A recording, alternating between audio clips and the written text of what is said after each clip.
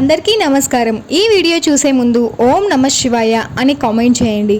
వేద జ్యోతిష్య శాస్త్రంలో గ్రహాల గమనంతో పాటు కొన్ని గ్రహణాలు కూడా రాశులకు శుభ ఫలితాలను అశుభ ఫలితాలను ఇస్తాయి. రేపు పౌర్ణమి నాడు చంద్రగ్రహణం ఏర్పడబోతోంది.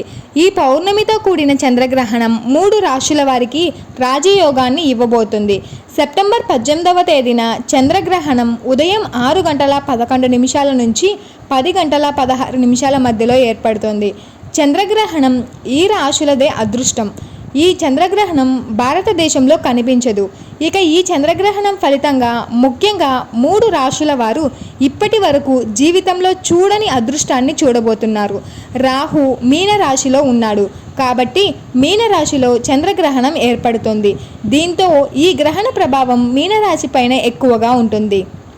అయితే చంద్రగ్రహణం అదృష్టాన్ని ఇవ్వడంతో పాటు కొన్ని రాశుల వారికి హెచ్చరికలను కూడా జారీ చేసింది. ఆ రాశులు ఏమిటో ప్రస్తుతం తెలుసుకుందాం. వృషభ రాశి. చంద్రగ్రహణ ప్రభావం వృషభ రాశిపై ఉంటుంది. వృషభ రాశి జాతకులు ఈ సమయంలో అదృష్టం కలిసి వస్తుంది. వీరికి నక్క తోక తొక్కినట్టే అదృష్టం పడుతుందంటే ఆశ్చర్యం లేదు. ఈ రాశి వారు ఈ సమయంలో ఏ పని చేసినా కూడా అద్భుతమైన లాభాలను పొందుతారు. మిథున రాశి. చంద్రగ్రహణ ప్రభావం మిథున రాశి వారిపైన సానుకూల ఫలితాలను ఇస్తుంది. అలాగే వీరికి కెరియర్ పరంగా పురోగతిని కనిపిస్తుంది. అంతేకాకుండా మిథున రాశి వారికి ఈ సమయం చాలా మంచి సమయం. అయితే ఎవరైనా మోసం చేసే అవకాశం ఉన్న నేపథ్యంలో జాగ్రత్తగా ఉండాలని సూచించబడింది. సింహరాశి.